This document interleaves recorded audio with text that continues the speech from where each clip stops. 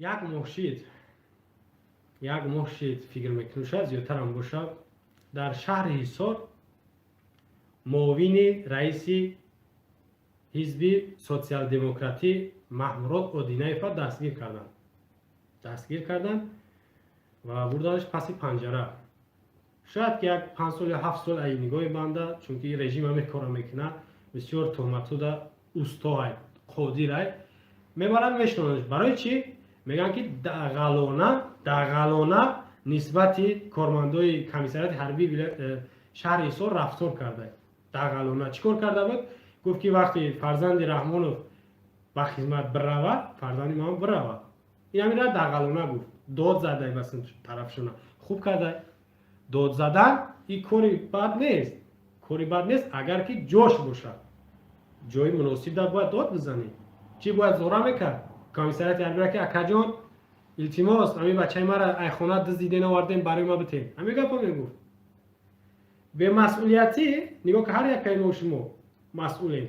به مسئولیتی در کجا دیده میشه؟ چند تا مثال میارم. یکتاش انمی وقتی ابلغ یعنی ابلغ میشوه دیدگه نه نورورا یک ماشین ناشناسه اون ماشین کمیسریت حربی باید ماشین خچه داشته باشه نشانه‌های خچه داشته باشه. کارمندای کمیسریت حربی باید لباس حربی که کمیسریت حربی داشته باشه اما خیلی باید داشته باشه. لباس هم خیلی ملکی گراجدانی دارن.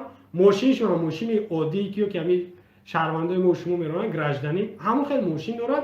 یک نفر مجبور گویا یک تروریست میاره 20 نفر در اطرافش یک دو نفرش کامera داره دیگه هم تماشا داره.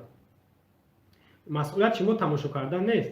مسئولیت شما باید انمو برادر یا که همون جوانه اینمو ظلم یا که اینمو کشمکش ای دست اینمو دزدا آدم رباها باید شما را خلاص کنین نجات بدین. مسئولیت داره این همیه. من میادم کمیسریت حربی من رئیس کمیسریت حربی شهر حصار روشان دزده بچه منه یک شش دزده دو شش دزده تا جیپا اومدن پیشن این بچه دا سر هم زدن 3 جیپا هم با پریزن رفتگی بیا برای ما بچه رو دیگه ایتای دیپرازم ایتای وگان شما ندارید که بچه من آورده شما بچه من زده نه تو که بچه من کرده نه بچه من شما زنه کمیسریت حربی شهر حصار محترم امالی رحمان رئیس جمهور من رئیس حزب سوسیال دموکرات اودینایفم بچه من کمیسریت حربی از راهی زورآوری دزد آوردن اینجا. پیامبر ما و شما شخصی که هر یک تا ما و شما میگیم دوستش میداریم بعضیا گریه هم میکنن براش که پیامبر بر گریه ما و شما احتیاج نداره. چی گفته بود؟ گفت که کاری بد ببینه بد دست منش کنین. بد دست اگر بد دست نمیتونین با زبان منش کنین. اگر با زبان هم نمیتونین با دلت بعدش ببین یکی کمترین درجه ایمونه. انا که ببینن به مسئولیتی نمیجای اینم دیده است اگه اون را بچورا را بازور برده سانش این خیلی غیر قانونی است. شما همونجا میتونین همون کارمندای کمیسریت حربی را بزنین میتونین چون که شما نمیشناسین او کیان. لباسای عادی است لباسای ملکی دارن گراجدانی. شما بهانه میکنین چخیلی که او جوگایی پنهانی شما را ظلم میکنن قایل نمیشن که ما نکردیم. شما باید این کارو بکنید. اجازه به مسئولیتی است. فرزند شما را ای خونه میدزدن میبرن ای خونه این درست نیست. شما هر یک کاری که قدرت داره قدرت کو باید که لایق یعنی ببینینش یعنی بختون رواش ببینین اجازت بدین بختون. این خیلی نیست که خب کمیسریت حربی بود بگذار ای شب خوب در جوگای فرزند بیا بگیره برش. این کمیسریت ای حق داره این حق نداره. و غیر قانونی کار میکنه با شما غیر قانونی نسبت به رفتار کنید که رفتار کنید. معاون رئیس سوسیال دموکراتی فقط یک سخن گفت در نورو هست که بچه رحمانov بیا خدمت بچه من میاد. این گپی بزرگ نیست این دغلانه نیست. روز بچه من از طرف کمیسریت حربی کمیته امنیت را برده شد.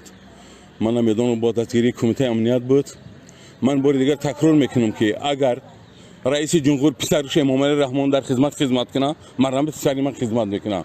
بار دیگر تکرار میکنم من اودینایفم معاون رئیس حزب سوسیال دموکرات برها من این مسئله برداشته بودم.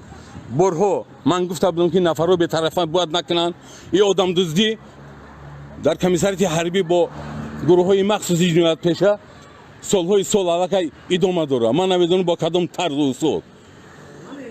Ман борҳо гап задам. раҳмонов дахлнопазир кард хича тамом дига бояд ҳеч кориш нагира. нафаре ки сарқонуна қабул надора бояд ки чӣ хеле ки мехоҳад гап задан бигира. қонуна гуфтам ку 3 бор иваз кардан ҳамаш ба фоидаи раҳмонов буд. мо дига қонуна набояд қабул кунем. ва ин қонун барои камбағало ай ку мо бояд итоат накунем ай қонун. пайравӣ накунем ай қонун. ҳамон вақте ки мо пайравӣ мекунем ки раҳмонов ҳам пайравӣ бикунад. гуфтам ку духтари 12 соларо таҷовуз карда хеши худаш марди 42 сола ай ҷавобгарӣ озод шид. зиндонш накардан. ин худаш бемасъулиятии додситон, додгоҳ ва раҳмонов ай.